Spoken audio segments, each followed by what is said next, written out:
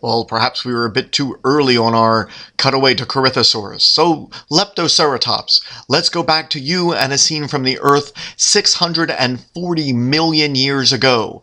What is it this you see there? Given that all of our camera equipment is frozen solid, we can't see if ice sheets cover all of the oceans or only some of them. It might be that there is liquid water around areas of volcanic activity and the equator and the like.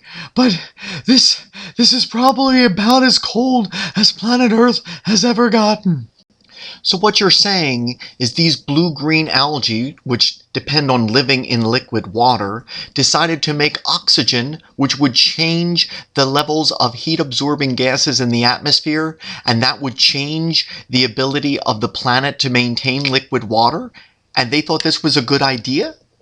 Good point, but since there isn't a single nervous system on planet Earth at this point in history, I don't know if anyone was doing much thinking at all.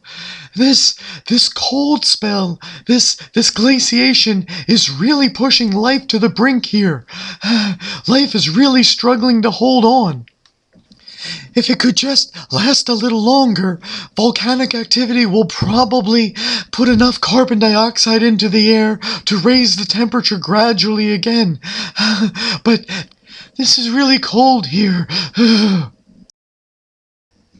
Pretty remarkable. Now, some people are calling the scene behind you Snowball Earth.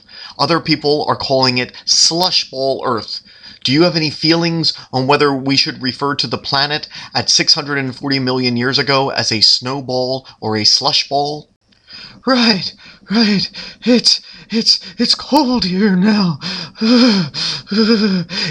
I think this is as cold as our planet has ever gotten. They're talking about the oceans have largely frozen. It turns out getting rid of that methane wasn't such a good idea.